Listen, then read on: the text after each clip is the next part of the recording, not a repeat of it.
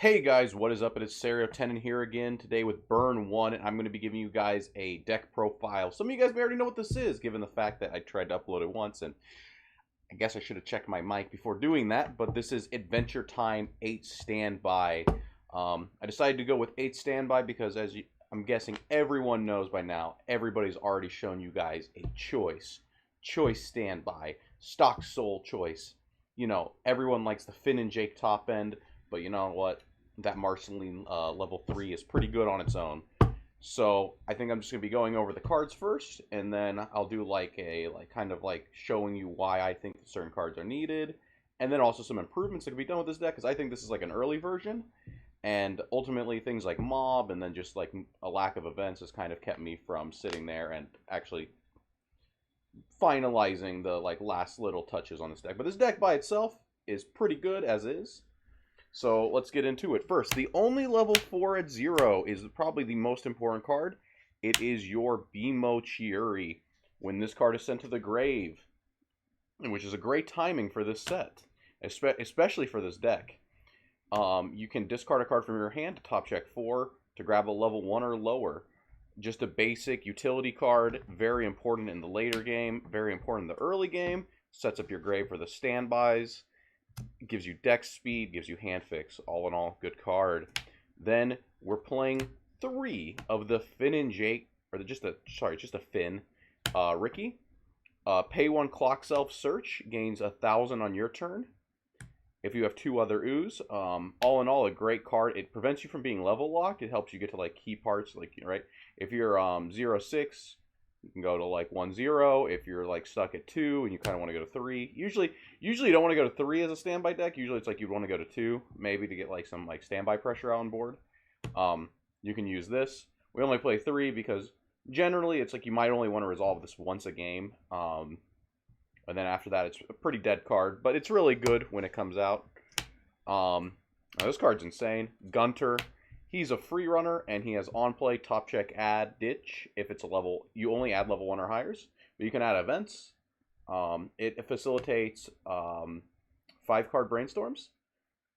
It also will let you, if needed, you can confirm top checks, right? So if you top check a 0, you know to just attack. If you top check a climax, you brainstorm. If you get a level 1, I guess you get hand filter.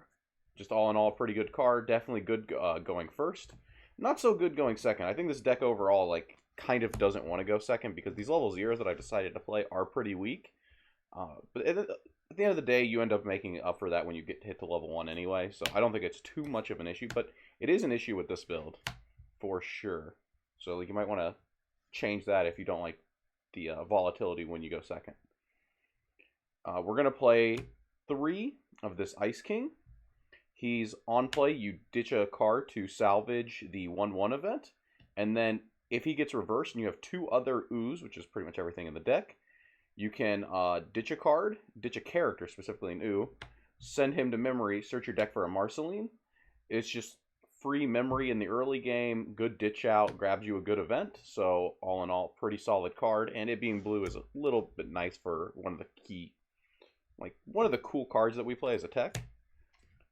We're playing 3 of the Marceline Brainstorm. It's the best Brainstorm in the set. If you have the 1/1 event in memory, it's a 500 assist, helping you hit better power thresholds. It works well with another card that we have at level 2. So it's just, you pretty much have to play this if you're playing Adventure Time, I feel. It's the best Brainstorm in the set. But yeah, so that's the 0 lineup. It's pretty thin. Like I said, your cards aren't very strong. You have the Ricky sitting at 3/5 on attack. And outside of that, you can't beat over a 2/5. It's kind of unfortunate, but I think it's a fine trade-off for the power spike you get, pretty much on the second or third turn of the game. So we play at level 1. We're going to play 4 of the Princess Bubblegum. She has, when up to 3 times a turn, when a card is played onto your side of the board from grave, she gains 2k power. Sadly, Adventure Time doesn't have a way to abuse that effect in your opponent's turn. There's no change effect. There's no weird counter that does some weird stuff with your board. There's really nothing you can do. But your opponent, if they're trying to use Day Day Live and they My Little Shido you, and they change down the 2/2, and you get it out like a 1/1 or a 1/0 with this. Suddenly these become bigger. That's like kind of relevant. But all in all, I think these things are meant to die as soon as you hit level, like after your turn. But they do swing in at a respectable number when you play the standby. So that's pretty cool because they do combo with the standby, right? Because the standby plays a card. And then the climax combo is pay 1 twin drive. Sorry. Yeah, they gain pay 1 twin drive and stock charge at the end of their attack. So it's like meant to cheese out standbys or like triggers in general. But what's really weird about this is you have to bury the climaxes. And I'm just going to say right now, I think that due to the nature of the deck, I think you just always bury the climax. Like, if you get it on your first trigger, it's really unfortunate. But ultimately, you should be attacking with this second. But it still gets buried 3 down or more at the end. So that's kind of unfortunate. But I think you just have to take it because you'd rather use that resources more in the mid game with like your early plays and just using effects, right? Like you have the cards that go to memory, the 1/1. You have like brainstorming to keep hand. You have like maybe you have to hard play a 2/2 because it got bounced or something, right? So I think you just have to take the stock every time. And I think you want to always take the twin drive in order to just try to like construct a big board in the mid game or in the early game actually. Now this is something that this build plays. I think the more I think about it, I think I want to cut this. I was playing the 1/1 TD Marceline because I thought it would be better into other standby decks, right? Because if you play the 1/1 that can be reversed by cost zeros, that might be semi better into a like wider field. This one just has 2 or more others. It gains 2k and has hand encore, so it's a 7/5 before anything else.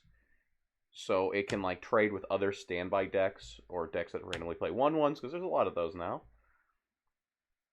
Versus playing a 1/1 can't be reversed by cost zeros that you sometimes don't get the power requirement for. I thought this would be a little more stable, but the more I've been playing this set, I think I want to cut this and play the Marceline with Hambo. That's 6k if you have a card in memory. I think that card might be a little bit better than this. But yeah, currently I'm playing 2. I think you only want 2 of your like 2 to 3 of your like power cards at 1 because your bigger payoff isn't like randomly standbying at 1. It's pretty much getting out your 2/2s at 1, right? Like you don't want to standby this out at 0. I mean, like that's too fringe to be wasting slots on when I'd rather have consistency cards at like other points of the game. I hope I'm explaining that part well. Last card at level 1 is the 1/1 Remember You event. It's your power condition for your Brainstorm. It's the card you can grab off of the level 0 Ice King. It's just salvage a card, send this to memory, and then it also has, at the beginning of your main phase, you can discard a climax to add this from memory to hand. I think this is a super solid card. It randomly is a climax out. For the most part, it's a like stock out that you don't feel bad about. And it helps you get key cards, so you never feel bad playing this. Just all in all, a great card. Not really much to say there. We're finally at level 2, though, so we only played 6 attackers at level 1. We're not playing counters at level 1 because I didn't have the Hambo in this list, right? If you have the Hambo where you can get the salvage ditch when you get a reverse, I think you start playing 2k counters in this list because like, you don't. Right, because like the hand sculpting, right? The hand sculpting of 8 standby is terrible because your combo is a stock charger that helps you develop a board. You're not going to have those 2k counters in hand. If you play something like the Hambo and you have like readily available access to your grave, I think that's a far better play, right? And ultimately, I think you do. I'll go over that later. I think you do play 2k counters once you fix up this list a little bit. At level 2, though, we have 3 of this Marceline Monstrous. It's nice because it can be searched with the Ice King. So you can like search this with the Ice King and then discard it with the Chieri to just like load up your grave in the early game to always have this and not have it randomly be stuck on the bottom. It's just 1,000 for every other, and if you have 2 or more against hand encore, that part is relevant because sometimes decks are really good at triggering wind and then they just like blow up your board and then you're really sad. Or sometimes you just have a bad game and this doesn't have hand encore. But For the most part, it's just a generic 10-5. I'm going to go over that a little bit too. A little bit later. Now, the more important card to standby out at level 1. I know this is going to be a little bit weird, but it's the Ice King, I Remember You. If you have the Remember You, it's a 1,000 global. And if you have the Marceline Brainstorm, it's a global 500. And it has pay 1 ditch climax salvage. The global 1500 is really relevant, and especially it means in 2 lanes you have 2k power, and then in the additional lane you have the 1500 from this. It helps you build strong boards in the early game, and I'm going to go over why I think that's important. Why I think this is more important than the bubblegum assists. In this build, because I didn't have access to the Hambo, I went with 2 free fresh counters. I think ultimately you play 1 of this, 2 of the Hambo, or 2 of the 1k, like Finn and, or it's like the Finn and Jake counter, right? I think you play 2 of that and only 1 of this. But because I didn't have access to Grave, I'd rather play 2 free freshes, since I feel like a standby deck wants to be at level 2 more often than it wants to be at level 1. So, yeah, I went with 2. We're going to play this list as is. Make sure you keep it that way. Then on to level 3. We have this Marceline. It has, if you have Remember You, the event, in memory, it gains 3k power. It's 8k base, so you're sitting at 11k before anything else. It's pretty big level 3. It has on-play heal, and it has climax combo when you play the standby. Shuffle 2 cards into your opponent's deck, and gain on reverse, pay 2, ditch 2, burn 3. Shuffle back is free, but the burn, of course, is not. The burn actually has a super hefty cost, but getting this out at like 2-0, getting like 1 to 2 of these out and trying to hold board with them, and then getting the shuffle back across multiple turns is pretty huge. I think it's a respectable top end. I do think it's like the on reverse makes this card a lot more awkward than you would like, but I think it's not hard to get like 1 burn 3, and I do think it's better than people give credit for, because it's not like the 1 turn of damage from this thing's pretty terrible, I'm not going to lie. But having like 1 of this out and then shuffling 2 back in like over multiple turns, right? I think is pretty good. And because it's a healer, it does do what you want to do with standby, and that's kind of like prolong the game a little bit. Since you're usually like a more defensive deck.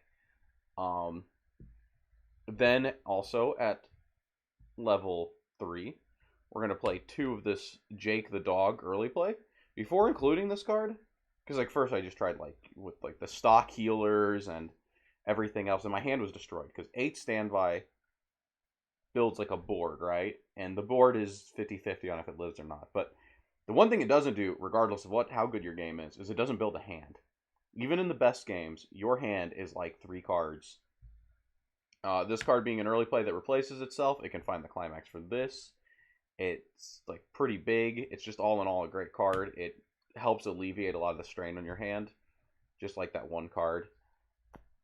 It's just a 4 more early play top check X. I think it's not really remarkable, but it is important because of the nature of 8 standby.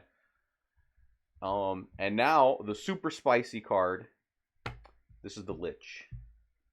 This is such a good standby target. Because like I just said, the reason we're even playing this Jake is to help find us the climax and help alleviate the stress on our hand. But this is infinite hand against like a lot of decks. Like I said, it's 50-50 if your board lives or not. You can kind of tell the second you sit down. But if you're against one of those decks that's going to let you just pretty much do whatever you want, right? There's a lot of those. There's a lot of decks that just, they don't really try to fight it too. They just kind of think that like my top end is better than your top end. So I can get away with like not respecting a lot of the cards you put out. You just like standby out this Lich. With the back row, it's going to sit at 12k in 1 lane.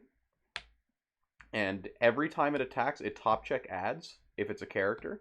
So you just get hand. The most like valuable resource. Especially when your combo is like ditch 2. This combo, the worst thing is that it's ditch 2, right? Because it heals, it doesn't replace itself, and you're level 1 only stock charges. So stock's not an issue in this deck. You get a lot of stock. But hand is like, how do you alleviate that? And I think this is like the answer. You stand by this out of 2, it like gets you value for the rest of the game. It also helps you develop boards faster at level 2 because it does top check add, which means The only thing you really miss on are climaxes in the event that you play 3 of, so you're either getting a standby, developing a wire board, or you're drawing an extra card. And sometimes you do both, which is just insane. Yeah, that's an amazing card. And then the card I want to drop down to 1 to like help find room for stuff in the deck is the Princess Bubblegum. It clashes with this. It gives you Memory Shoot. It's just a 2k assist to front. So while this is a 1500 global, this gives you 500 extra power in 2 lanes at the cost of 1500 power in your 3rd lane, which ultimately is kind of good for setting up for Marceline reverses, right? Because you want to lose 1 lane. But I think it's easy enough to lose 1 lane even with this card out, with the extra power. But like, what is the benefit of playing 2 of this, right? In the matchups you need it, I think you just play the 1. It also has on play draw, ditch, bounce. That's kind of relevant. You might want to keep this in as a 2 of over the Simon, just because of that. Like if you're like scared of, I don't know, something like Neg Soul or like Rider Wall. But yeah, I think there's room to definitely remove this card to put in the Hambos and the 2k counters. And then we play the 8 standby. Okay, so that's like the general deck profile, like, right, like the general gist of it. But now I want to go over a couple things, like why would you bring this to a tournament over 8 choice, right? Or like just choice, whatever, that's good. Well, I think this deck's a little more stable, right? Like if you've played any of the choice decks, I think you understand that the Finn and Jake top end is good. It's amazing. But the level 1s are like serviceable. They're not like super terrible, but they're not like amazing, right? They're not like, you don't feel like you're winning at the end of like a level 1 turn usually in Adventure Time. And then if you've also played those, you know, if you eat like a lot of damage randomly at like key intervals and you skip like your turn at level 2, or you don't get that, like, because like if you play the Stock Soul deck, right, and they kill your board, or they don't even kill your board, but you have that like 1 turn where you need to like sandbag to like fix all of the problems because like your combo isn't selective, or you give up your board with your Jake deck, and now it's like your next turn you have to sandbag because that combo like kind of sucks, and you usually choose to get utility cards that'll help you sandbag a little bit better. But like sometimes you just like get unfortunate with like the amount of damage you hit. I think this deck, due to like the nature of like standby decks, doesn't really suffer as much. I don't know if I'm explaining that well enough. People might flame me in the comments for that. But I just think this is like a more stable deck, right? If you're playing like 10 rounds with this deck versus like the choice deck, I feel like the choice deck has like things go horribly wrong more often than this would have things go horribly wrong. But of course, this definitely has a lower ceiling. This deck doesn't kill people as well as the choice deck, but I think that it also doesn't have like as bad of games as the choice deck as well. So that's like definitely a thing to think about when you're in the tournament. Maybe, you know, you're just like, I bought a play set and I haven't touched any of these like random red cards, so that's also a thing. But yeah, now a couple of the cards I wanted to talk about though were definitely the BMO. BMO is insane in standby specifically. I think this is like one of the big draws, right? Because, and I know Daily Life can do this too, and you know, who knows, this might be like a thing that like people are gonna learn about Daily Life right here as well. But if you have an on death Chieri, right, like this, and you're playing 8 standby, specifically 8 standby, or your deck is like only standbys left, right? So I have here like 7 cards plus 2 climaxes. That's 2 and 9. Normally, if you're 2 and 9, you brainstorm, attack 3 times, you're left with a 2-card deck. That seems pretty good, right? But you know what's better than that? Attack 3 times and be left 2 and 6. That's 2 cancels, 6 cards. Okay, so why is that important with this? Well, if you have standby, this is on death, right? Like you win your 2 lanes, right? Your 2 lanes, it doesn't matter. You win these 2 lanes, or you win even just one of them, right? You just win one, and then you put the BMO in the lane you won. And you attack with it first. Okay. And you flip over the top. If it's a standby, that's a little bit rough, because then you'd be left at the end of your attacks 1 and 6, which is not the best. But hopefully you can like trigger clean on the first attack, right? So you trigger clean. Cool. Now, on your next attack, if you hit the standby, you can standby over the BMO, right? And then you can mill the additional 4, like you would if you brainstormed, and then be left with your 2-card deck scenario, right? But you have the option to do that, right? So it's like because it can die in the middle of your battle phase, right? Because it can just like leave board then, due to like your standby, you can choose to not crash this preemptively, right? A lot of decks, if they're doing this play, they have to give their opponent a plus because they have to crash this into like one of the characters and then choose to discard the card or not at the end. You can win that lane and then choose, hey, do I want to mill? Do I want to mill? And like you let the triggers do that for you while developing your board. I think that's like a huge boon because it lets you high roll into those scenarios where you're 2 and 6 more often, right? Instead of having this like having to high roll into them, right? Because normally if you're like 2 and 9 and you choose to not brainstorm attack 3 times, that's really bad. Like you're probably going to get punished. You're probably going to trigger one, maybe even both. If you trigger both, I think you lose the game on the spot. While in this scenario, you can go for that high roll, go for that good compression, and then you have like a fail safe if it like wasn't going to work out, right? So that's very important. BMO, very important standby because of that. Definitely a key card. So yeah. Ricky, we don't care about that. I guess that's a kind of important, right? So now let's go into your level 1. I want to explain why I played the Simon over like and I say that that's more important to standby out at level 1 than the Marceline, right? So normally, let's say you play down the Ricky, right? Like your board died or something. They killed your board. They Oonga Boonga'd you. And you go for this, right? This is pretty reasonable. You play your standby. Okay, these have twin drives, so they're supposed to develop your board. And you have the brainstorm route. You don't have to have the brainstorm route. Sometimes you don't have the brainstorm route. It doesn't matter. Right? If you standby up this, think about what this does for you. Where does this go into you winning the game? Because you're dealing less damage because you played the standby. Even if you're twin driving, getting an extra soul trigger, you're still dealing less damage because this card wouldn't get an extra soul. So yeah, you play the standby. You play this to the back. You lose all 3 of these lanes. Your opponent just kills these. No questions asked, right? While if you standby up this and you leave these engraved and you try to, because like you get 5 triggers here, you can hopefully hit. I mean, you'd want to like do something like, yeah, you'd want to do something like this anyway. You'd want to have the brainstorm out. You'd want to attack with this and then get your twin drives and like develop probably only 1 Marceline realistically. If you're super sacking, you develop 2, but more than likely you're gonna have 1. You win these 2 lanes.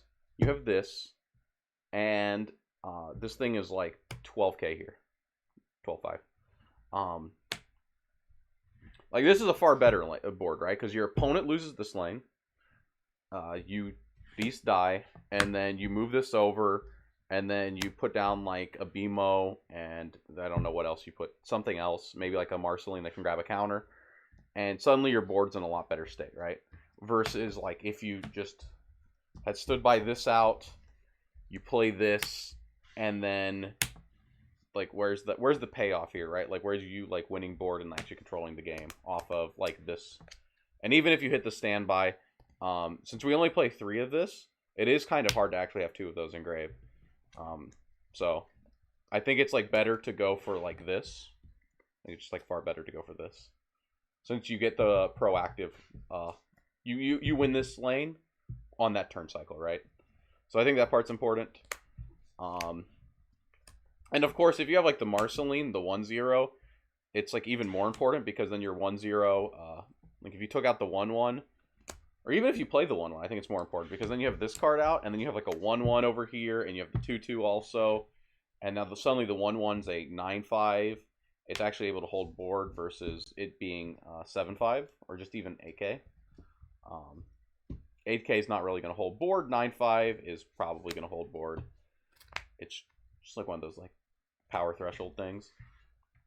But yeah, so that's 8 standby. I hope that some people can like try that out and hopefully have some fun with it. I know that a lot of people are, like I said, are high on this choice list, but you know, 8 standby. 8 standby's got some stuff going for it. Just definitely, like I said, key cards to remember that you're probably going to have to play are, above all else, you need this. You need this Jake early play. You need this Jake early play to find climaxes at the end game, and I think you have to play the Lich. You have to play this Lich to get hand. If as long as you include these, I think this deck becomes really stable. Without these, I think this deck is like D tier. I'm just gonna be honest. But yeah, so that's the end of this video. I hope to do a couple more deck profiles, like, you know, in the future.